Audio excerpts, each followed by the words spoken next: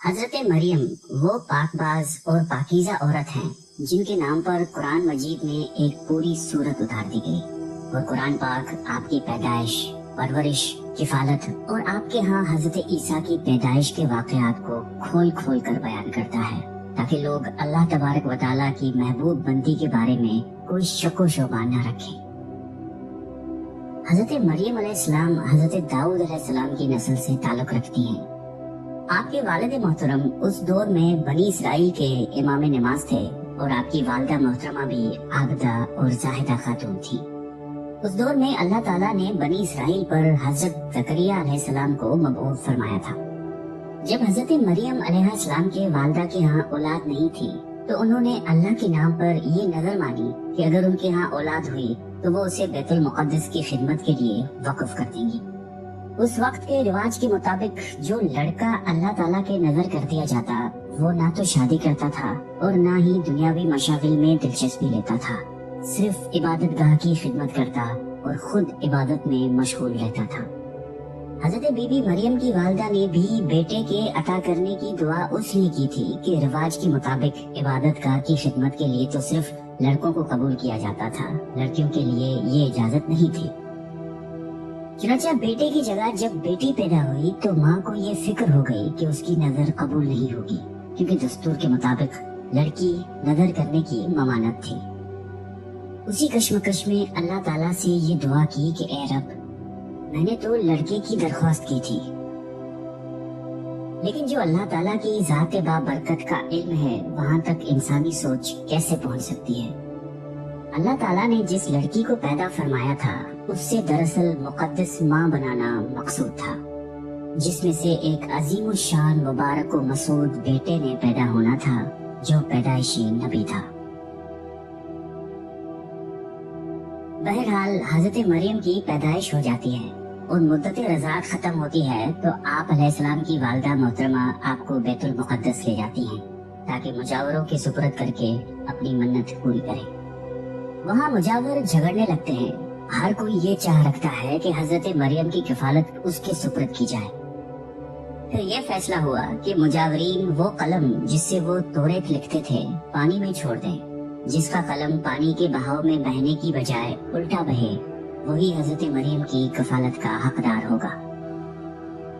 اس مقابلے میں حضرت زکریا بھی شامل تھے۔ ان کے قلم کو اللہ تعالیٰ نے پانی میں بہاؤ کے الٹے طرف بہایا اور ان کی پرورش کے حقدار ہو گئے، اور بی بی مریم کو اللہ کی منشا کے مطابق حضرت زکریا کی کفالت میں دے دیا گیا۔ حضرت زکریا کی بیوی حضرت مریم کی خالہ لگتی تھی، اس لیے ان سے بڑھ کر ان کی پرورش اور کون کر سکتا تھا۔ اسی طرح حضرت مریم بیت المقدس میں رہائش پذیر ہو گئی۔ آپ کے لیے ایک کمرہ مخصوص کر دیا گیا جہاں حضرت زکریا کے علاوہ اور کوئی نہیں جا سکتا تھا۔ آپ دن رات اللہ تعالیٰ کی عبادت میں مشغول رہتی تھی۔ جب بھی حضرت زکریا آپ کے پاس آتے تو وہ حیران ہوتے کیونکہ آپ کے پاس بے موسم پھل موجود ہوتے تھے۔ گرمیوں کے پھل سردیوں کے موسم میں اور سردیوں کے پھل گرمیوں کے موسم میں آپ کے حجرے میں موجود ہوتے تھے۔ حضرت زکریا کی حیرت بجا تھی، تبھی حضرت مریم سے پوچھا کہ یہ پھل کہاں سے آتے ہیں، کون دے کر جاتا ہے آپ کو؟ حضرت مریم پرسکون ہو کر فرماتی ہیں کہ اللہ کے پاس سے۔ تبھی حضرت زکریا نے اللہ تبارک و تعالیٰ سے وارث کے لیے دعا فرمائی۔ آپ کی بیوی کے بانجھ ہونے کے باوجود معجزۂ خداوندی سے آپ کے یہاں حضرت یحییٰ کی ولادت ہوئی۔ حضرت مریم کی عظمت اور فضیلت کو رب کریم نے بار بار قرآن مجید میں فرمایا ہے اور اپنی مومنہ بندی کی پاکیزگی اور پاک دامنی کا اعلان کیا ہے۔ حضرت بی بی مریم کی عمر جب تقریباً 15 سال ہوئی تو ایک فرشتہ خوبصورت نوجوان مرد کی شکل میں نمودار ہوا، جسے علیحدگی میں دیکھ کر حضرت مریم خوفزدہ ہوئی اور وہ اپنی عصمت کی حفاظت کے لیے فکر مند ہو گئی۔ گو کہ فرشتے کے چہرے پر تقویٰ کے آثار نمایاں تھے، تاہم بی بی نے اپنی عصمت کی حفاظت کے لیے خود کو اللہ کی پناہ میں دے دیا۔ یہ ایک عفت اور پاک بازی کا ایک طرح کا امتحان تھا جو اللہ کے خاص بندوں پر اکثر ہوتا ہے۔ آپ نے اس شخص سے کہا کہ وہ وہاں سے چلا جائے۔ ان کی پریشانی دیکھ کر نوجوان نے کہا کہ گھبرانے کی ضرورت نہیں، میں इंसान नहीं हूँ, अल्लाह ताला की तरफ से भेजा हुआ एक फरिश्ता हूँ।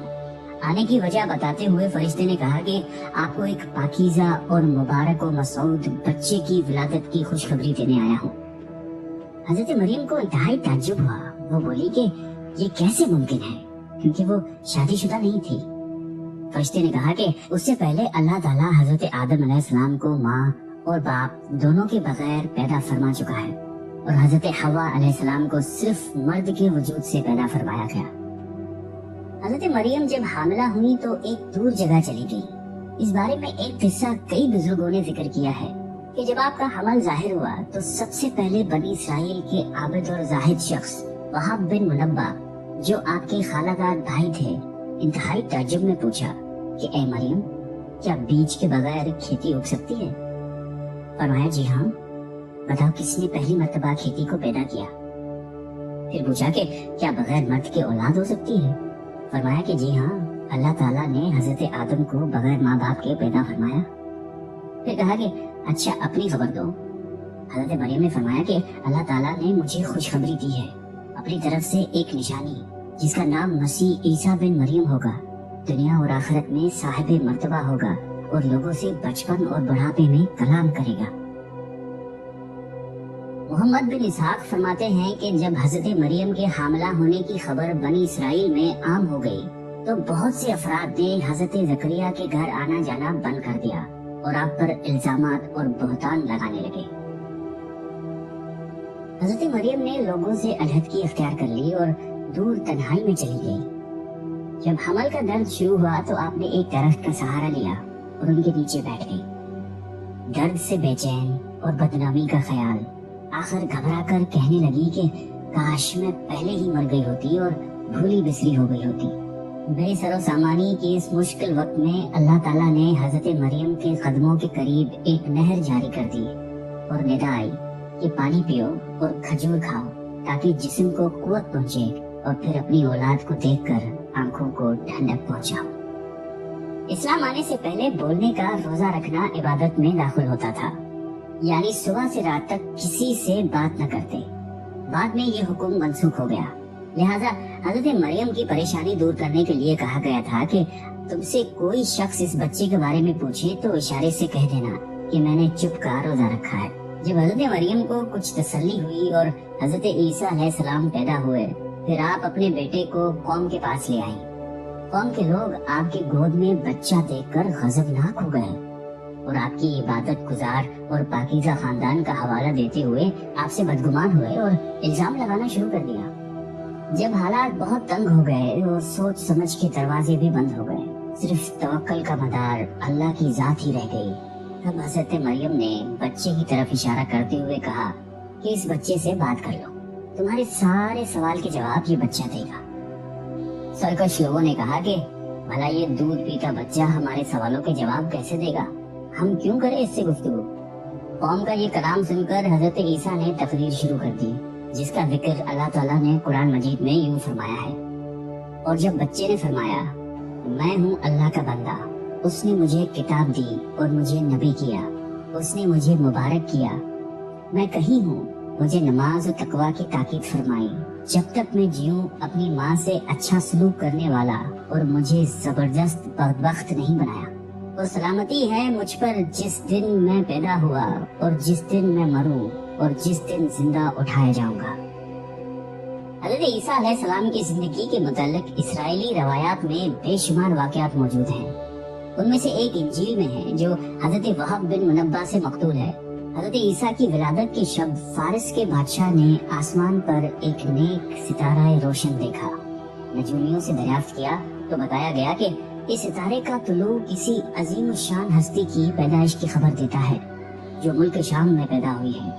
बादशाह ने खुशबुओं के उम्दा तोहफे देकर एक वफद को मुल्क शाम रवाना किया। मुल्क शाम पहुंचकर वफद ने यहूदियों के बादशाह से तमाम हालात दरियाफ्त करना चाहे। वफद के ज़बानी वाक़या सुनकर बादशाह घबराया और फिर वफद को इजाज़त दे दी कि वो बच्चे के मुतालिक मालूमात हासिल कर लें।